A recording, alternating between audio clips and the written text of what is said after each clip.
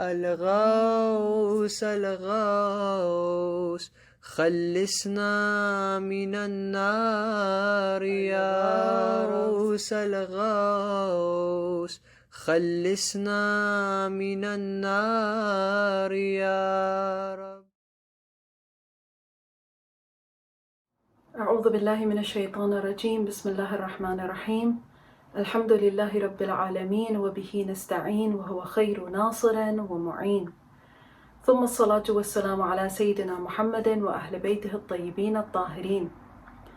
Let us continue now with our section 4 of Dua Jawshan.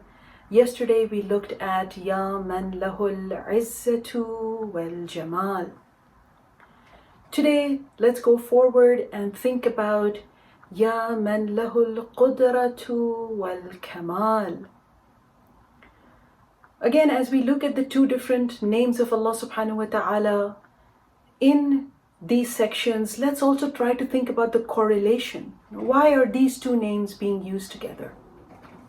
And I think there is significance there as well. Just like we saw yesterday, Ya Man Lahul Jamal, the beauty and the izzah of Allah subhanahu wa ta'ala goes hand in hand.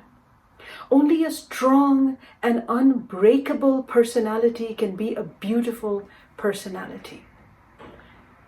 So today let's continue with Ya Man Lahul Qudratu wal Kamal. Qudra, the word of which means ability, the power to do something, the ability to do something, capacity.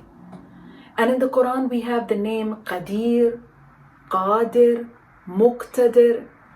We read in the surah, عند مليك مقتدر. So comes more than 50 or odd times like that in the Quran with these different variations. Qadir, Qadir, Muqtadir.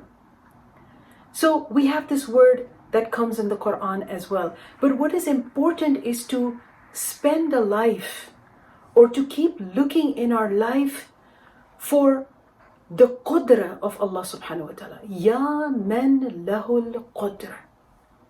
And this Ya Man, O the one, Lahu, to whom all ability belongs, all capacities belong, all power belongs. So we're not just looking at Allah as able, but the possessor of all ability. That is what we are trying to look. And how will we learn that? We will learn that in those baby steps, right? We will first see who is able to do what. And then our life experiences will show us that at the end of the day, everybody who is able to do something, their abilities have limitations. And their abilities depend on other things and other institutions. And when all those things fail, we will be called to Allah subhanahu wa ta'ala. The Qudra, Ya Man Lahul Qudra. Amir al-Mu'mineen alayhi afdalu salatu wassalam, in one of his ahadith, he says, لو فكروا لعظيم القدرة وجثيم النعمة. If people would just ponder, if they would think about the grand ability of Allah subhanahu wa ta'ala, His qudra, وَجَثِيمِ النِّعْمَةِ, and the strong ways in which and the plenty ways in which He grants people the ni'mah that He has given us, the plenitude of ni'mah.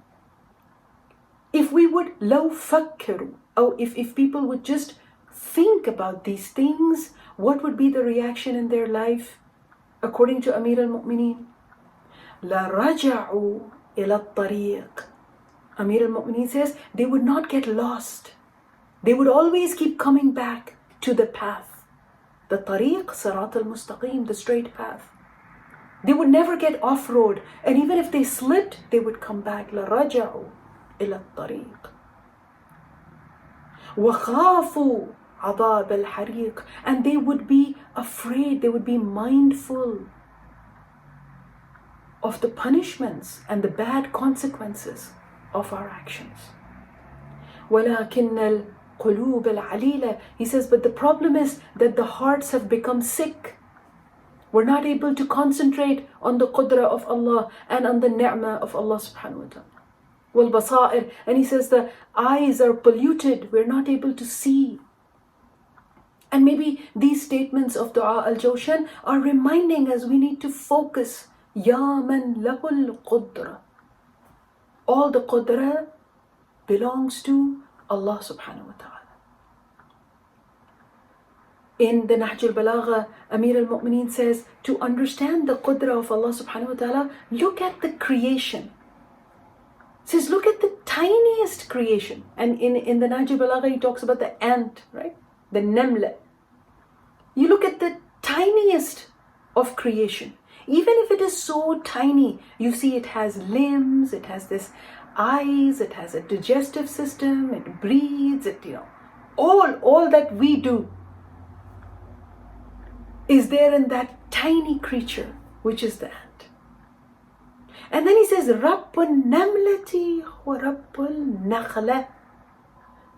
The Lord that created this tiny namla, ant, is also the one who created the nakhla. What is the nakhla? The palm tree.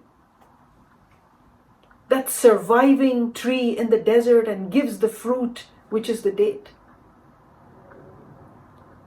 It's the same, the two, one powerful and one such a tiny creation, both have the same Lord. And says, this is the dalala, this is the dalil of the power and the ability of your Allah subhanahu wa ta'ala. The qudra is ability. Allah is able, and He's the only one who has the ability to create the tiniest thing in the universe and to create the vastest and the strongest thing in the universe. And I don't even know if we can call it the universe anymore. It seems to be a metaverse or a multiverse. There are so many parallel creations with us that we are only slowly beginning to understand. And that is the ability of Allah subhanahu wa ta'ala. Ya man lahul qudra. Okay, this is nice. Subhanahu wa ta'ala, He has this ability. But what does this mean for you and me in our lives? What does this mean? I think for me it means that when I feel down, when I feel broken, when I feel that nobody is listening to me, or nobody loves me, or nobody can save me or rescue me, I need to remind myself, Ya man lahul qudra. Allah is able to love me even when no one loves me. Allah is able to provide for me. Even if all the doors of rizq are closed, He can open that door of rizq for me. Allah is able to forgive me. Allah is able to receive me back into His mercy, and Allah is able to protect me from everything that is there to harm us. Ya man lahul qudra. Inshallah, tomorrow we will look deeper into Ya man lahul qudratu wal Kamal. But in the meantime, I leave you with this experiment to keep looking at all those who we depend on in this life, all those who say that they're able to do this and that for us, and remind us that all these are from Allah subhanahu wa ta'ala. They are wasilas, they are sabil, but Allah subhanahu wa ta'ala is the true possessor of ability for your and my provision and our najat. والحمد لله رب العالمين والسلام عليكم ورحمة الله وبركاته. سبحانك يا لا إله إلا أنت الغوث الغوث خلصنا من النار يا رب.